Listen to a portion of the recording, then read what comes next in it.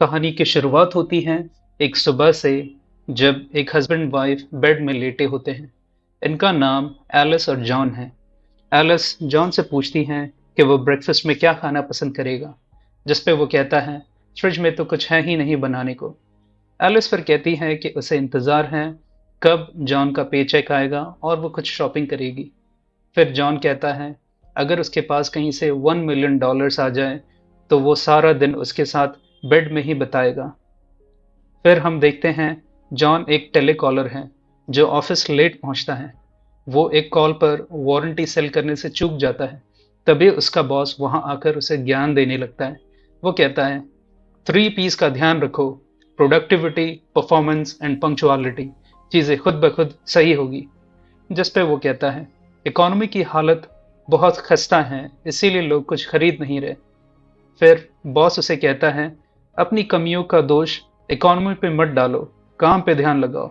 यहाँ हम देखते हैं एलिस भी जॉब के इंटरव्यू में बैठी होती हैं और वो पूरे कॉन्फिडेंस के साथ कहती हैं उसने अभी अंडरग्रेड पूरी की है और वो जॉब के लिए पूरी तरह से फिट है। जिस पे इंटरव्यूअर कहता है उसके पास already master degree holders with 10 years of experience वाले एप्लीकेशंस हैं। यहाँ से रिजेक्ट होने के बाद वो घर पहुँचती है और न्यूज़पेपर में जॉब वैकेंसीज ढूंढने लगती हैं। इतने में उसका मकान मालिक वहाँ पहुँच जाता है। इसका नाम आर्नी है। एलिस उसे एक चेक देती हैं और कहती हैं ये फ्राइडे से पहले इनकैश नहीं होगा। जॉन उसी वक्त ऑफिस से घर लौटता है। वो बाहर से कुछ खाने का सामान भी लेकर आया होता है।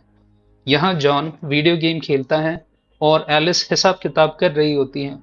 फिर वो देखती हैं रेंट के पैसे डिडक्ट होने के बाद उनके पास -$45 रह जाएंगे।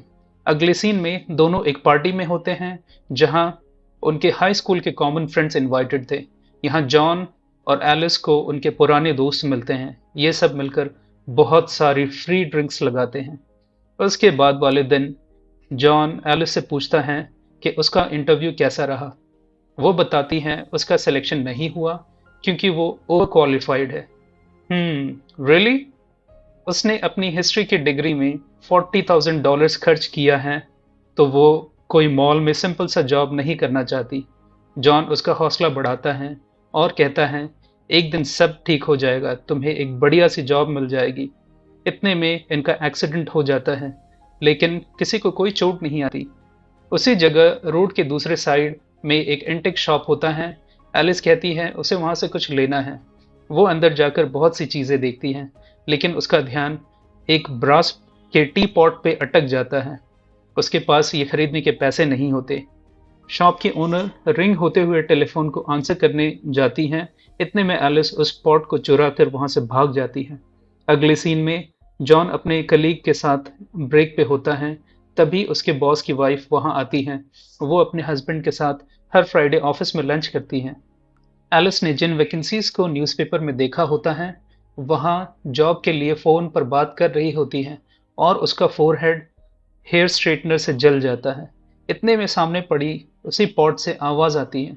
वो जब चेक करती हैं उसमें से $200 निकलते हैं। लेकिन उसने जब वो चुराया था तो वो पॉट खाली थी। उसे डाउट होने लगता है, तो वो अपनी थ्योरी चेक करने के लिए जानबूझकर फिर से खुद को हर्ट करती हैं। उस पॉट में फिर से पैसे आ जाते हैं। यहाँ जॉन ऑफिस से लौटकर जब घर आता है, चीजें तीतर बीतर देखता है और ये सोचकर डर जाता है कि घर में कोई चोरी हुई है। वो एलिस को बेडरूम में घायल हालत में देखकर उसे हॉस्पिटल ले जाने के लिए मना रहा होता है, लेकिन वो कहती है कि वो ठीक है। वो पूछती है कि आज वो ऑफिस से इतनी जल्दी क्यों आ गया। फिर जॉन बताता है कि उसके बॉस ने उसे जॉब से निकाल दिया है और वो दूसरी जॉब ढूंढ लेगा। एलिस कहती है कोई बात नहीं और उसे जोर से थप्पड़ मारती है। फिर वो बताती हैं जब जब हम खुद को हर्ट करते हैं पॉट इसके बदले पैसे देता है। जॉन सोचता है एलिस ने पहले से पॉट में पैसे रखे हैं और वो उसे बेवकूफ़ बना रही है। फिर वो दिखाती है पॉट बिल्कुल खाली है। अगले ही पल जब वो जॉन को उसके प्राइवेट पार्ट में मारती हैं, पैसों की बरसात होने लगती है। जॉन को अब यकीन हो जाता है। जॉन को ये सब बातें अजीब सी लगती हैं क्योंकि ये रेगुलर जॉब से आए पैसे नहीं, बल्कि कुछ अजीब सा ही है। एलिस उसे समझाती हैं लोग जिंदगी भर काम करके भी कहीं नहीं पहुंच पाते। अगली सुबह जॉन एक लेटर छोड़कर जाता है एलिस के लिए, जिसमें लिखा होता है, इसका अंत खतरनाक हो सकता है। फिर जॉन उसे वापस करने उसी एंटिक शॉप में जाता है, लेकिन वो बंद पड़ा था। फिर वो उसे लेकर एक एंटिक एक्सपर्ट के पास जाता है, जिसका एक लाइव शो भी चल रहा होता है। वो उसे बताता है, ये बेहद अलग सी चीज है। इसका डिजाइन देखकर लगता है ये चाइना में कहीं बना होगा। ऐसा ही एक पॉट चीनी साम्राज्य में हजारों साल पहले हुआ करता था। यहाँ हम देखते हैं, लाइव शो के दौरान उसे चाइना से एक आदमी देख रहा होता है। जॉन को वो इसके बदले $5000 ऑफर करता है, लेकिन वो इसे लेकर वापस लौट आता है। जॉन और एलिस डिसाइड करते हैं, $1 मिलियन बना लेने के बाद वो रुक जाएंगे। फिर वो खुद को अलग अलग तरह से हर्ट करने लगते हैं, जैसे गैस पर अपने हाथों को जलाना, वैक्सिंग करना, दांतों का इलाज बिना एनेस्थीसिया के करना, जैसे पुराने ज़माने में हुआ करता था, बॉडी में टैटू बनाना। अब तक इनके पास लगभग $2 लाख हो गए थे, जिसे वो बैंक में जमा नहीं कर सकते थे, फॉर ऑब्वियस रीजंस। वो इसे घर पर ही छुपा लेते हैं। अब एलिस को नया तरीका सूझता है। वो उसे स्पैंक करने को कहती हैं, लेकिन जॉन बहुत कोशिश के बाद भी एलिस को हर्ट नहीं कर पाता और पैसे नहीं निकलते। फिर एलिस जॉन को जोर जोर से स्पैंक करती है। अब पॉट से पैसे भी निकलने लगते हैं। जॉन बहुत मार खाने के बाद एलिस को रोक देता है, लेकिन उसे और चाहिए होते हैं। अगले सीन में जॉन और एलिस एलिस की मम्मी के घर पर गेट टुगेदर में आए होते हैं। यहाँ एलिस की सिस्टर अपने हस्बैंड और बच्चों के साथ मौजूद होती हैं। एलिस की मॉम जॉन को बिल्कुल पसंद नहीं करती, क्योंकि वो मीडियोकर सा जॉब करता है। वो उन्हें बताता है उसने वो जॉब छोड़ दी और उसकी अपनी प्राइवेट इन्वेस्टमेंट है, जहाँ से वो पैसे कमाता है। इसी बीच एलिस की सिस्टर उसे बच्चा करने के बारे में कहती हैं, जिसके लिए एलिस बिल्कुल तैयार नहीं थी। यहाँ से घर लौटकर वो बातें करते हैं कि क्रिसमस तक उनके पास $1 मिलियन जमा हो चुके होंगे। इतने में दरवाजे पे दो ज्यूज आते हैं। वो जॉन को बहुत मारते हैं और टी पॉट का डिमांड करते हैं। वो कहते हैं वो उनकी खानदानी विरासत है जो चोरी हो गई थी, और उन्होंने टीवी पे जॉन को उस पॉट के साथ देखा था। एलिस यहाँ झूठ बोलती है कि उसने वो किसी औरत को बेच दी हैं। उसके बदले उन दोनों को वो पैसे दे देती है। इस इंसिडेंट के बाद इन दोनों की क्यूरियोसिटी और बढ़ जाती है टी पॉट के बारे में। फिर वो एक लाइब्रेरी पहुंचते हैं। यहाँ उन्हें पता चलता है ये टी पॉट जीसस क्राइस्ट के क्रूसिफिकेशन के समय से मौजूद है। किताब ये भी बताती है कि टी पॉट में एक्स्ट्रा ऑर्डिनरी पावर्स हैं और उसके नुकसान भी हैं, लेकिन उस पेज को जॉन से छुपाकर एलिस फाड़ देती हैं और अपने पास रख लेती हैं। जॉन फिर उस बुक को अपने साइड करके पढ़ता है, जिसमें लिखा होता है, पॉट के ओनर्स का अंत भयानक हुआ है। और जानने के लिए जब वो पेज पलटता है, तो वो देखता है कि अगला पेज फटा हुआ है। फिर वो सोचने लगता है कि क्या वार्निंग थी होगी अगले पेज में, इस बात से अनजान कि उस पेज को एलिस ने ही फाड़ा है। एलिस उसका ध्यान इन सीरियस बातों से भटकाकर उसे शॉपिंग के लिए ले जाती हैं। अब इन दोनों ने एक आलीशान सा घर और गाड़ी खरीद ली है, और वो इस खुशी को सेलिब्रेट करते हुए एक पार्टी देते हैं। एलिस की फ्रेंड सरप्राइज होती हैं कि उसने इतना महंगा घर उसके बगल में कैसे खरीद लिया, जबकि जॉन और एलिस के पास कोई जॉब ही नहीं था। एलिस नर्वसली वहां से खुद को एक्सक्यूज करके बाकी गेस्ट के पास जाती है। यहाँ जॉन अपने दोस्त को ड्रिंक्स पिलाता है। इसी पार्टी के बीच एक आदमी उनका डोर बेल बजाता है। ये वही चाइनीज है जिसने इस टी पॉट को जॉन के साथ उस एंटिक शो में देखा था। इसका नाम डॉक्टर लिंग है और ये थियोसॉफिस्ट सोसाइटी से आया है। वो बताता है वो टी पॉट के बारे में बात करना चाहता है, जिसपे एलिस कहती हैं उन लोगों ने उसे म्यूजियम को डोनेट कर दिया फॉर टैक्स बेनिफिट्स। डॉक्टर लिंग समझ जाता है कि दोनों झूठ बोल रहे हैं। तब वो कहता है, तुम दोनों बहुत डेंजर में हो। इस पे एलिस उस पे जोर से चिल्लाकर भगा देती है और उसके मुंह पर दरवाजा बंद कर देती है। अगले सीन में हम देखते हैं जॉन उसके हाई स्कूल का फ्रेंड रिकी और उसकी वाइफ के साथ एक रेस्टोरेंट में डिनर कर रहे होते हैं। डिनर का बिल पे करने के लिए जॉन इंसिस्ट करता है, लेकिन वो देखते हैं बिल उनके एस्टिमेट से ज़्यादा है। फिर वो आपस में बात करने लगते हैं कि कौन बाथरूम में जाकर खुद को हर्ट करेगा। एलिस कहती है, पिछली बार वो गई थी, अब जॉन की बारी है। जॉन अग्री करता है और एलिस का हैंडबैग जिसमें वो पॉट रखा होता है उसे लेकर अंदर चला जाता है।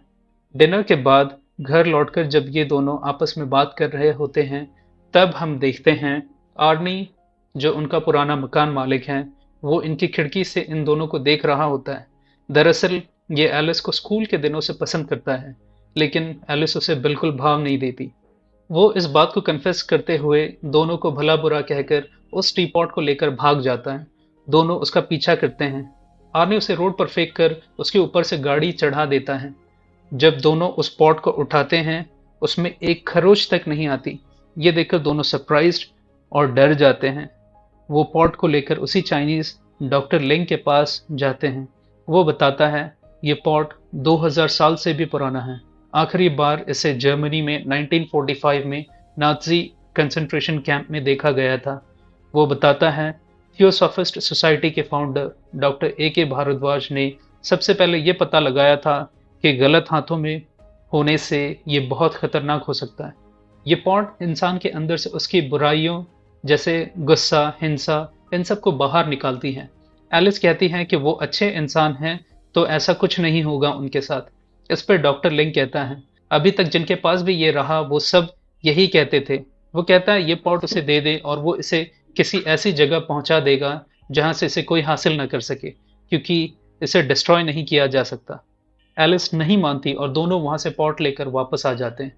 आधी रात को जब दोनों सो रहे होते हैं तो उनके घर पर एक चोरी होती है। वो जाकर जब देखते हैं तो ये वही दो जूविश भाई होते हैं जो पिछली बार इस पॉट को क्लेम करने के लिए आए होते हैं।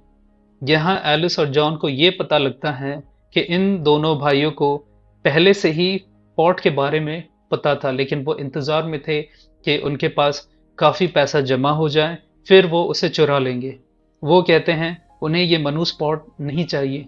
दोनों जब वहां से भाग रहे होते हैं, एलिस और जॉन उन्हें रोकने की कोशिश करते हैं, लेकिन वो दोनों को मारकर बेहोश कर देते हैं। अगली सुबह एलिस जॉन पे चिल्लाती है कि उसने उन्हें रोका क्यों नहीं। फिर उनके यहाँ एलिस की फ्रेंड आ जाती हैं, जो कि उनकी पड़ोसन है। अब वो बताती है कि सोसाइटी से कंप्लेन आया है कि उनका लॉन मेंटेनेंस नहीं हुआ है। लॉन पूरा घास से भरा हुआ है, जिस पे एलिस कहती है कि उनका गार्डनर नहीं आ रहा कुछ दिनों से। फिर जॉन एक बार में जाके पंगे लेता है, जिससे उसकी बहुत पिटाई होती है। इससे उन्हें पैसे मिलते हैं। सुबह जॉन जब गार्बेज फेंकने के लिए आया होता है, तब उसे डॉक्टर लिंग मिलता है, जो उसे कहता है वो पॉट तुम दोनों को खा जाएगा, अब भी टाइम है, सुधार कर लो। वो नहीं मानता।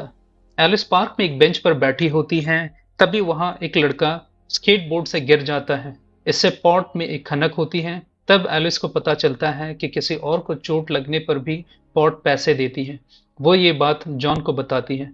अब जब इन दोनों को पता चल जाता है कि किसी दूसरे के दर्द से भी पैसे बनते हैं, तो ये दोनों fighting match, tattoo shop, hospital और ऐसी हर जगह जहां लोगों को दर्द हो वहां पहुंच जाते हैं। अब इनके पास बहुत पैसे हो गए थे। एलिस में बदलाव आने लगे थे। वो हर वक्त ये सोचती हैं किसी को कैसे हर्ट किया जाए। वो रोड पे एक आदमी को गाड़ी से कुचलने वाली होती है, तभी जॉन उसे रोक देता है। ये आपस में लड़ने लगते हैं। एलिस जॉन को कहती है कि वो उसे अभी तक हनीमून नहीं ले गया, जिस पे वो कहता है वो एलिस की डिग्री में अपनी सारी कमाई खर्च कर चुका था।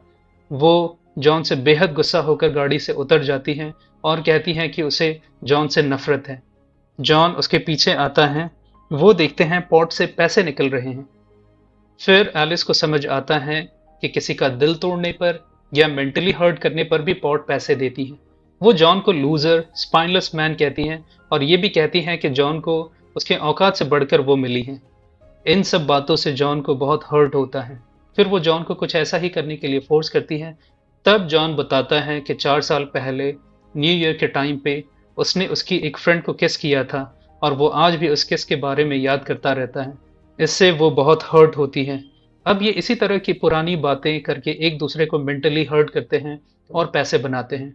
इसी में एलिस बताती है कि वो 3 साल पहले आर्नी के साथ इंटीमेट हो चुकी हैं। वो आर्नी को कन्फ्रंट करने के लिए उसके घर जाता है और एलिस भी पॉट लेकर उसके साथ आ जाती है। जब वो जॉन को मारता है तब उस पॉट में से पैसे निकलते हैं। आर्नी पॉट को उठाता है और शॉक्ड हो जाता है उसमें पैसे देखकर, और ये भी कि इस पॉट में एक खरोच तक नहीं आई होती, जबकि उसने उस पर पूरी गाड़ी चढ़ा दी थी। अब उसे शक होने लगता है। अब इन दोनों को एक नया तरीका मिल जाता है लोगों के सीक्रेट दूसरों के सामने रिवील करके उन्हें हर्ट करने का। जॉन रिकी के घर जाकर उसे बताता है उसका डॉग उसकी वाइफ के लापरवाही से मर गया था जब उसने एक्सीडेंटली अपने डॉग को गाड़ी में छोड़ दिया था। वो अपने पुराने ऑफिस के बॉस की वाइफ को बताता है कि उसका बॉस एक गे है और उसका एक कलीग के साथ अफेयर चल रहा है। अब ये सारी हदें पार करने वाले होते हैं। एलिस जॉन को बताती हैं कि उसकी सिस्टर जो से शादी होने से पहले किसी और से प्रेग्नेंट थी और इस बात का जो को पता नहीं। वो उनके घर जाते हैं और एलिस ये बताने ही वाली होती हैं जो को, लेकिन वो खुद को रोक लेती हैं ये कहते हुए कि वो उसकी सिस्टर की खुशियों से जेलस है। वो ये भी कहते हैं कि वो वेगन होने वाले हैं। एलिस जॉन से कहती है कि अब एक फाइनल स्कोर करना है, उसके बाद वो पॉट को हमेशा के लिए अलविदा कह देंगे। वो कहती हैं कि उन्हें किसी क्रिमिनल को मार डालना चाहिए जिससे पक्का ही पॉट उन्हें कोई बड़ा जैकपॉट देगा। जॉन मना करता है और कहता है उसे सोचना चाहिए वो क्या कह रही है। वो नहीं सुनती। जॉन डॉक्टर लिंग के पास आता है। डॉक्टर लिंग बताता है इसकी शुरुआत ऐसे ही होती है, पहले पॉट ओनर्स क्रिमिनल्स को मारेंगे, फिर वीक लोगों को, और ये कभी खत्म नहीं होने वाला। डॉक्टर लिंग के फादर फोरफादर जनरेशन से इसी कोशिश में लगे होते हैं कि वो किसी तरह से पॉट सबसे दूर कहीं छुपा दे। जॉन पूछता है कि वो उनके घर आकर इस पॉट को चुरा क्यों नहीं लेते। यहाँ वो बताते हैं पॉट ओनर्स को अपनी मर्जी से देना होगा तभी ये मुमकिन है। जॉन उससे पूछता है कि कोई और तरीका है या नहीं। वो कहता है अब काफी देर हो चुकी है।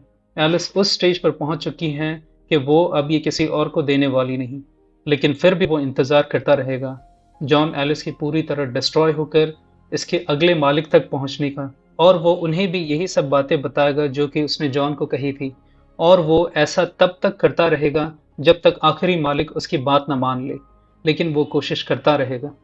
जॉन उस पॉट को लेकर अपने घर के विंडो पे आ जाता है और एलिस से प्रॉमिस लेता है कि वो इसे डॉक्टर लिंग को देने के लिए एग्री करे, नहीं तो वो वहां से कूदकर अपनी जान दे देगा।